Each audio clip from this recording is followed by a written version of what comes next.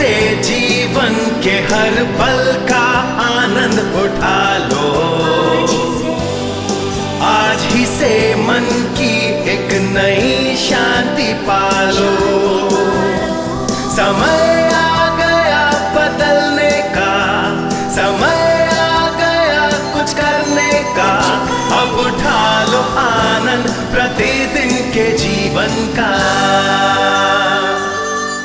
आनंद लो प्रतिदिन का जीवन में आने के लिए धन्यवाद। हम आर्थिक विषयों के बारे में चर्चा कर रहे थे। आज हम देखेंगे 4 बातें जो आपको बता सकती हैं या तोड़ सकती हैं। अब आप सभी को इसमें ध्यान देना है। मैं परमेश्वर से प्रार्थना करूंगी कि ऐसा करने की योग्यता प्रदान करे, पर मैं निराश हो सकती हूँ जब कोई मुझे एक समस्या के विषय में बताते हैं लेकिन उसका हल नहीं बताते हैं।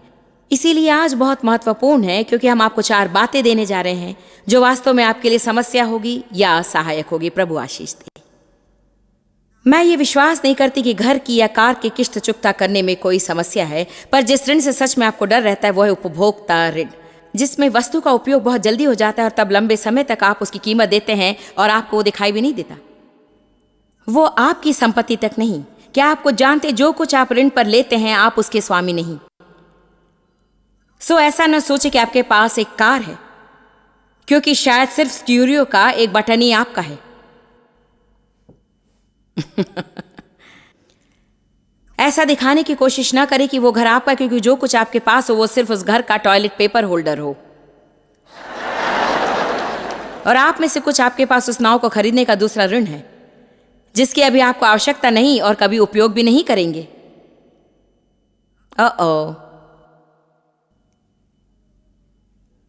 यदि ऋण से बाहर आना चाहते उस नाव को बेच दें, उस दूसरे ऋण को चुकता करें और जो पैसा आप दूसरे ऋण को चुकाने में लगा रहे थे उसे लें और दूसरे ऋणों को चुकाना आरंभ कर दें।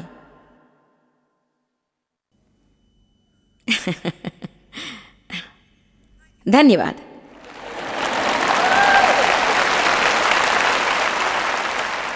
मेरी ओर देखिए और मैं आपको कुछ बताऊं, आप कभी भी कर्जे से बाहर नहीं आ सकते यदि आप स्वयं से नहीं ना कहेंगे, जबकि आपका शरीर कहता है मुझे चाहिए, मुझे चाहिए। मुझे कोई परवाह नहीं यदि आपको स्वयं को चाटा मारना पड़े और अपने कान को पकड़कर स्वयं को स्टोर से बाहर करना पड़े।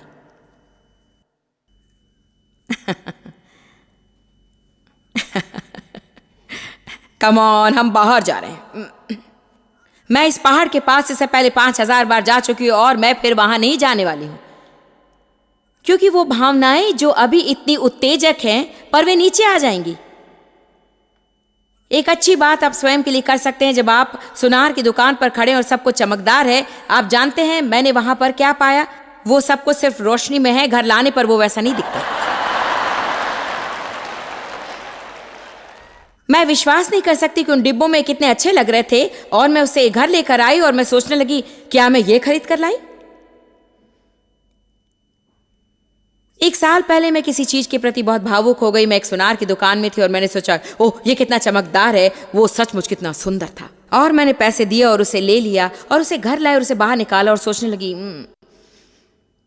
मैं नहीं जानती किस चीज को इतना पसंद करती हूँ। मैं उसे वापस ले गई और मुझे थोड़ा शर्मिंदा होना पड़ा, क्योंकि जिस सोने की दुकान से मैंने उसे खरीदा था वो हमारा मित्र था। और मैंने कहा जानते हैं, मैंने परमेश्वर पर ध्यान नहीं दिया। मैं शरीर में होकर यहाँ आई और बिना सोचे समझे मैंने इसे खरीदा और एहसास हुआ कि मैंने ये सही नहीं किया है। और कुछ समय के लिए आपके लिए अच्छा होता है कि स्वयं को थोड़ा शर्मिंदा होना पड़े और वापस जाएं और सिर्फ कहें कि मैंने सिर्फ शरीर में होकर ऐसा किया है। ऐसा करना गलत था। जब आप काउंटर पर होते हैं और वे आपसे कहते हैं सिर्फ आज के लिए, यदि आपने आज खरीदना है तो आज ही खरीदना होगा और आज 20% की छूट है, हम 15 मिनट में बंद कर देंगे। मैं अभी आपके लिए बैग तैयार कर देता हूं। टीवी पर इन वस्तुओं के लिए ऐसे ही विज्ञापन दिया जाता है। यदि आप अगले 5 मिनट में कॉल करेंगे तो आपको 1 या 2 मुफ्त में मिलेंगे। देखिए, हमें इससे अधिक चतुर होना है।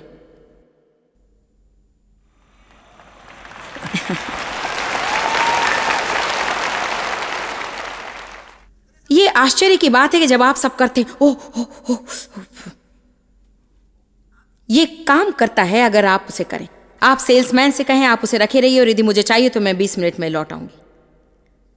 आप उनसे कहें आप रोके रखना, मैं जाकर सोचूंगी, यदि मुझे चाहिए तो 20 मिनट में लौटूंगी, और आप उस दुकान से दूर चले जाएं। आप उससे दूर जाए जहां आप उसे देख नहीं सकते हैं।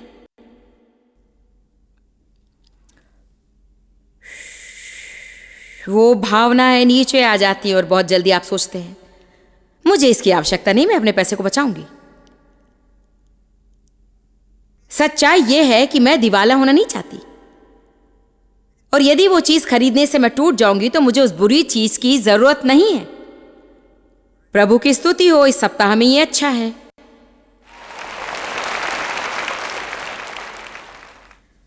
यहां पर यह सिद्धांत है जिसके अनुसार डेव जीते हैं, सिद्धांत जो उन्होंने हमें सिखाया, और वो सिद्धांत आज मैं आपको सिखाना चाहती हूं। 4 बातें जो आपको बना सकती हैं या तोड़ सकती हैं, और आपको ये करना होगा। यदि आप नहीं करेंगे तो आप टूट जाएंगे। नंबर 1, आपको काम करना है। इसे हर कोई नहीं जानता है।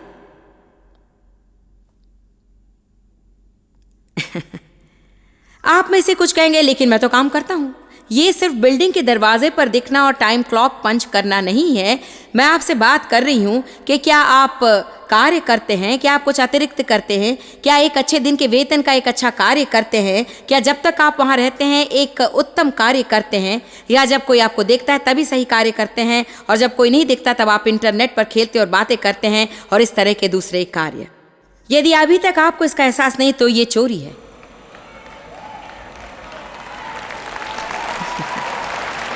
आप किसी और से ऐसा करने की अपेक्षा नहीं कर सकते। यदि वे आपके लिए काम करते हो, आप पागल हो जाएंगे यदि कोई ऐसा करे तो। मुझे वास्तव में ये पसंद है। आइए चलते तीतुस के 2 अध्याय पर।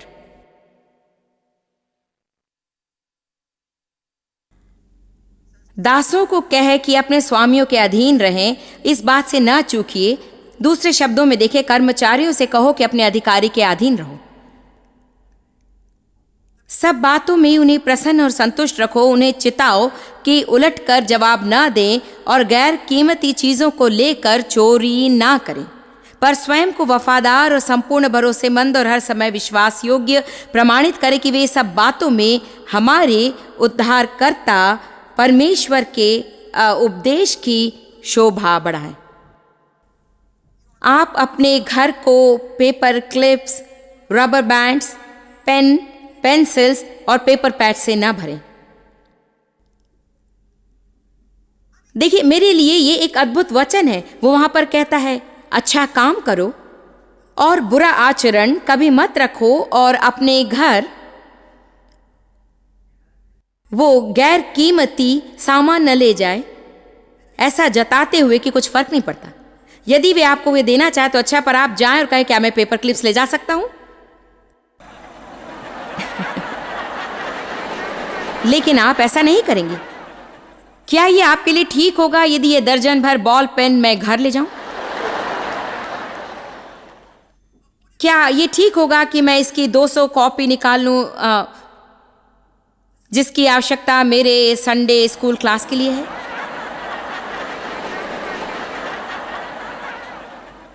क्या ये ठीक होगा कि मैं अपने व्यक्तिगत बिलों का भुगतान डाक खर्च के द्वारा करूं? मुझे ये सब कैसे पता है? क्योंकि मैं ऐसा करती थी।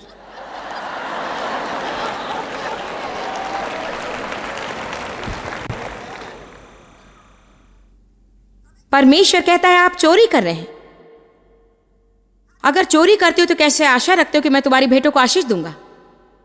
ऐसे लोग हैं जो दशवांश देते हैं और फिर काम पर चोरी करते हैं।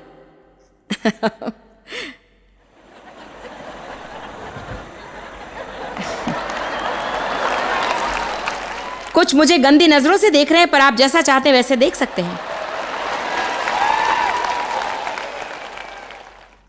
कई लोग सोचते हैं, ठीक है प्रभु आशीष दो, वो मुझे अच्छा वेतन नहीं देते। ये बिल्कुल गलत है। आप परमेश्वर का नियम इसलिए नहीं तोड़ सकते क्योंकि कोई और सही बात नहीं कर रहा है।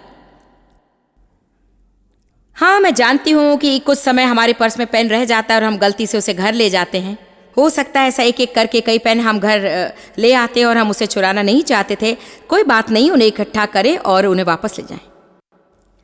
शॉपिंग सेंटर से बाहर तक मैं अपनी कार तक पहुंच जाती हूँ, जबकि उन्होंने क्रेडिट स्लिप साइन करने के लिए पेन दिया था और मैं एक सस्ते, छोटे, आधे घिस चुके पेन के बारे में बात कर रही हूँ और मैं अपनी कार से बाहर निकलूंगी और प्रभु मुझे वापस भेजेगा और मैं ऊपर सीढ़ी से जाऊंगी, उस दुकान तक जाऊंगी और कहूंगी कि मैंने गलती से आपका पेन ले लिया था।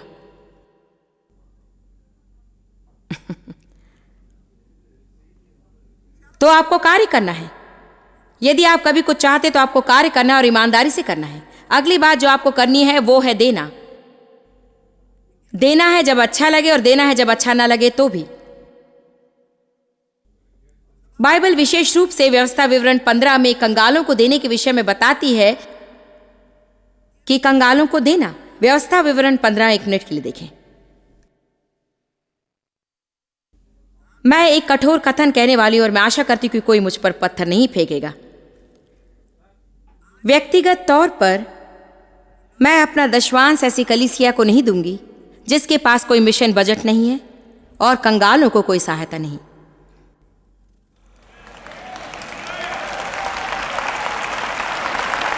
क्योंकि बाइबल हमें ऐसा करने को कहती है और जब हम अपने दशवांश को किसी कलीसिया में देते हैं, हम आशा करते हैं कि कलीसिया ईश्वरीय तरीके से हमारा पैसा खर्च करे और हम उन्हें हमारे दिए हुए धन के लिए जिम्मेदार ठहराते हैं। यही पौलुस कहता है, जैसा तुम हमें देते हो हम उन लोगों में बांट देते हैं आवश्यकता अनुसार, और यह परमेश्वर के लिए धन्यवाद लाता है।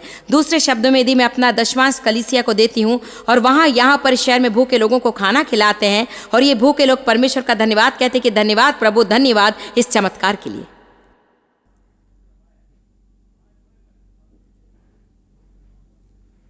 देखिए, मैं विश्वास नहीं करती कि हमारी कलीसिया में हम कर्ज में डूब जाएं और जो कुछ भी आता है उसे लें जो हमारे घर को बढ़ाने के लिए हमारी जेब में आता है। देखिए, हमें दूसरों तक पहुंचना है और हमें ऐसा करने से किसी कारण रुकना नहीं है। तुम सारे जगत में जाओ और सब मनुष्यों को सुसमाचार सुनाओ। ये कलीसिया का आदेश है। आप में से कितने से सहमत हैं? ये वो जगह है जहां पर आपको जिम्मेदार होना है कि आप कहां पर दे रहे हैं, क्योंकि प्रभु कटनी का प्रभु है, परंतु आप अपने बीज के प्रभु हैं। आपको निर्णय लेना है कि इसके साथ क्या करें और इस बात का निश्चय कर लें कि आप ऐसे स्थान में बोए जहां नंबर 1 आपको खिलाया जाता है, आपका जीवन बदलता है, आप वास्तव में विश्वास करते हैं जो कुछ वो कर रहे हैं, आप जहां कहीं भी देखते हैं वास्तव में अच्छे फलों को पाते हैं, वो कंगालों और जरूरतमंदों की सुधि लेते हैं, वो खोए हुओं को सुसमाचार सुनाते हैं।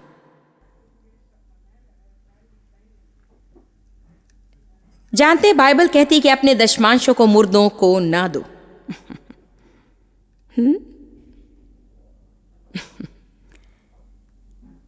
यही वो कहती है, अपने दशमांशों को मुर्दों को ना दो। इस विषय को यहीं छोड़ते हैं। व्यवस्था विवरण अध्याय 15 पद 5। तू अपने परमेश्वर यहोवा की बातचीत लगाकर सुन और इन सारी आज्ञाओं के मानने में जो मैं आज तुझे सुनाता हूं चौकसी करे। तब तेरा परमेश्वर यहोवा अपने वचन के अनुसार तुझे आशीष देगा और तू बहुत जातियों को उधार देगा, परंतु तुझे उधार लेना ना पड़ेगा। और तू बहुत जातियों पर प्रभुता करेगा, परंतु वे तेरे ऊपर प्रभुता न करने पाएंगी। जो देश तेरा परमेश्वर यहोवा तुझे देता है उसके किसी फाटक के भीतर यदि तेरे भाइयों में से कोई तेरे पास दरिद्र हो, तो अपने उस दरिद्र भाई के लिए ना तो अपना हृदय कठोर करना और ना अपनी मुट्ठी कड़ी करना। जिस वस्तु की घटी उसको हो, उसकी जितनी आवश्यकता हो उतना अवश्य अपना हाथ ढीला करके उसको उधार देना। सचेत रहे कि तेरे मन में ऐसी अधम चिंता न समाए कि 7वां वर्ष जो छुटकारे का वर्ष है वो निकट है, और अपनी दृष्टि तू अपने उस दरिद्र भाई की ओर से क्रूर करके उसे कुछ न दे और वो तेरे विरुद्ध यहोवा की दोहाई दे, तो ये तेरे लिए पाप ठहरेगा। जैसे भूल जैसे पाप होते हैं, वैसे ही गलती के भी पाप होते हैं। जैसे जो काम हम नहीं करते वो पाप बन सकता है, और जो काम करते हैं वे भी पाप बन सकते हैं। अब इस पर ध्यान दीजिए।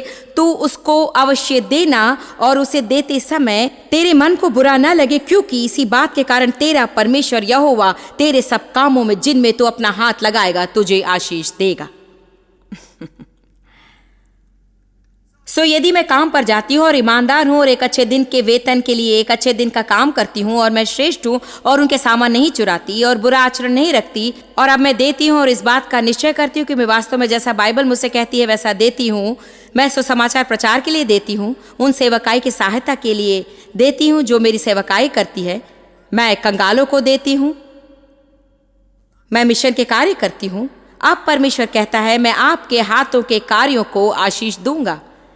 मैं आशा करती हूँ कि मेरे पास 2 घंटे और होते, क्योंकि हम बहुत जल्द इस बात को देख सकते हैं कि क्यों कई बार हमारा दशमांश देना और जो चाहते वो उत्पन्न नहीं करता, क्योंकि हमारा परमेश्वर बहुतायत का परमेश्वर है। और मैं विश्वास करती हूँ यदि हम दशमांश देते हैं पर उसमें कोई खराई नहीं, तो हमें कटनी नहीं मिलेगी।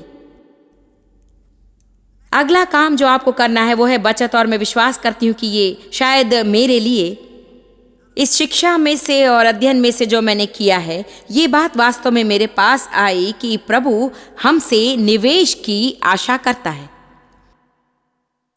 ये सिर्फ कुछ वो नहीं जो आप करना पसंद करते हैं या शायद बहुत अधिक धन आने से ऐसा करते हैं। कल मैंने इस विषय पर बोला था कि आप कैसे अपने दशमांश के लिए मर जाते हैं, और एक बार उस पर काबू पाने के बाद आप जानते हैं कि आप दशमांश देंगे, फिर आप उस पैसे देने से नहीं चुकते, क्योंकि आपका मन पहले से ये जानता है कि यह धन आपका नहीं है ना।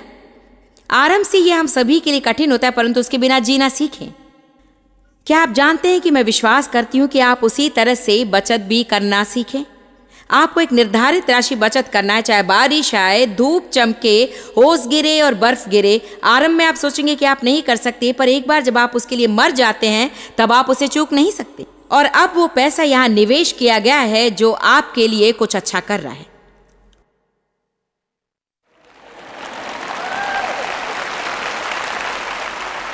मैं हमेशा ही बताने को तैयार रहती हूँ कि अधिकांश लोग इस कारण से कहा है कि जो कुछ मैंने उनसे कहा इसका उन्होंने कैसे प्रत्युत्तर दिया, और आप इसको देखेंगे कि मैं बिल्कुल चुप हो जाती हूँ,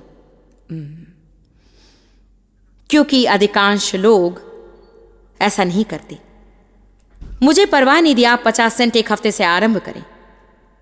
मैं गंभीर हूं, आप कुछ अलग रखना आरंभ कर सकते हैं और उसको बचत करें, और फिर शायद $1 तक पहुंचे, फिर $5 तक। आशा करती हूँ कि एक दिन प्रार्थना के साथ मेरा विश्वास है कि आप कर सकते हैं। आप अपना 10% दशमांश में दे सकते हैं और 10% बचत कर सकते हैं। कोई कारण नहीं कि क्यों हम 80% पर जो बचा है जीवित नहीं रह सकते।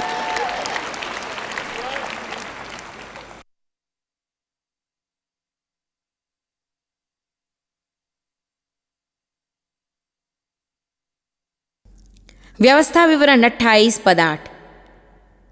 मैं चाहती हूं आप इसे देखें। खैर, हम व्यवस्था विवरण में ही हैं, सो तेरे खतों पर और जितने कामों में तू हाथ लगाएगा उन सबों पर यहोवा आशीष देगा। परमेश्वर तेरे खतों पर आशीष की आज्ञा देगा। आपको पता है आपका खाता क्या है? जहां पर आप बचत करते हैं। एक चींटी ठंडे के लिए इकट्ठा करती है। जब आपके पास बहुत होता है तो आप क्या करते हैं कि थोड़ा घटी के समय के लिए रख छोड़ते हैं जब आपके पास अधिक नहीं होता।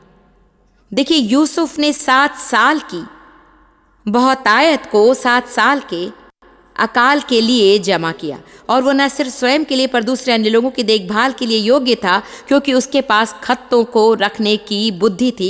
राजा दाऊद के पास पूरे देश में खत्ते थे, हथियारों के खत्ते और अनाज के खत्ते। इसीलिए जब वे युद्ध में होते थे तब वो पहले ही से अपने लोगों की आवश्यकता अनुसार वस्तुएं अलग कर देता था।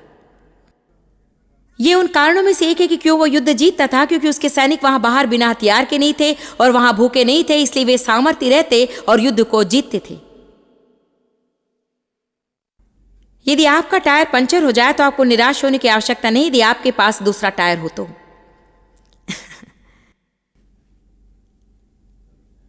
यदि आपके पास भंडार है तो आपको दिमागी गोलियां खाने की आवश्यकता नहीं, क्योंकि आपकी वॉशिंग मशीन और फ्रिज एक ही हफ्ते में खराब हो गए हैं।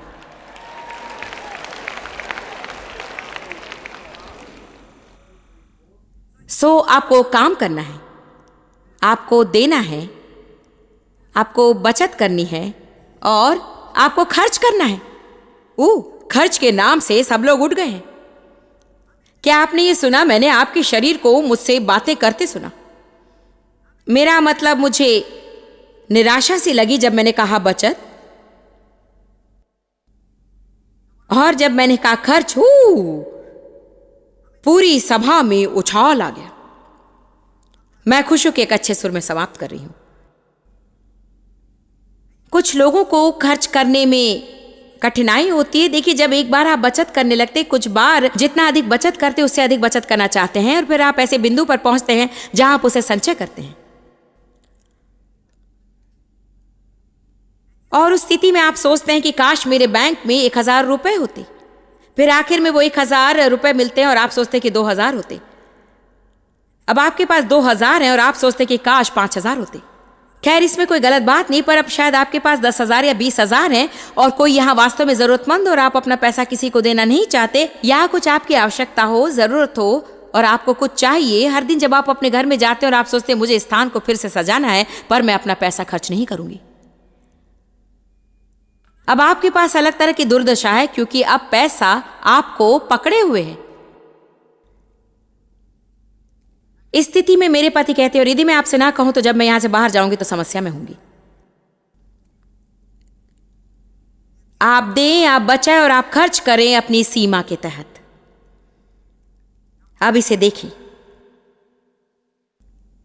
आप दें, बचाएं और खर्च करें, काम करें, दें, बचाएं और अपनी सीमा के अंदर खर्च करें, अर्थात अपनी योग्यता अनुसार।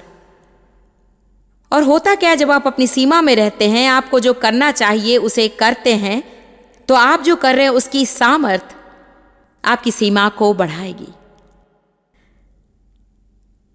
पर यदि आप अपनी सीमा के बाहर जाएंगे तो सीमा के बाहर रहने का दबाव उसे पूरी तरह से सिकुड़ देगा और आपके पास वो संकीर्ण छोटा जीवन होगा जिससे आप घृणा करेंगे। 4 बातें जो आपको बनाएगी या तोड़ देंगी: कार्य, देना, बचत और खर्चा।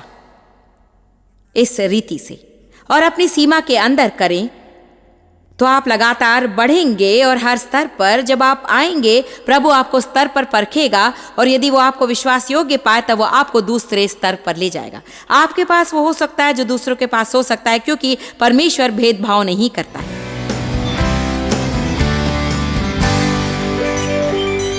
हम में से कोई भी कर्जे से बाहर नहीं आ सकता जब तक हम स्वयं को इनकार ना करेंगे। मैं आपको वो 4 सिद्धांत याद दिलाना चाहती हूँ: कार्य, देना, बचत और खर्च, पर अपनी सीमा में रहकर। मैं कुछ लोगों से कह सकती हूँ एक सिद्धांत खर्च भी है और हो सकता है आप उत्तेजित हो जाएं। सच में ऐसा समय होता है जब आप स्वयं के लिए कुछ करना चाहते हैं, पर अन्य समय में आपको स्वयं को ना कहना होगा। हमें सिर्फ संतुलन की आवश्यकता है। पवित्र आत्मा आपका सहायक है, आपकी सहायता के लिए तत्पर है और आपके जीवन में बुद्धि देने और हर परिस्थिति में आपको क्या करना है उसको बताने को तैयार। तो हम ये सामग्री उपलब्ध करा रहे हैं उनके लिए जिन्हें इसकी आवश्यकता है और मैं विश्वास करती हूँ कि वास्तव में आपकी सहायता करेगा। प्रभु आशीष दे कि आपके पास महान जीवन हो।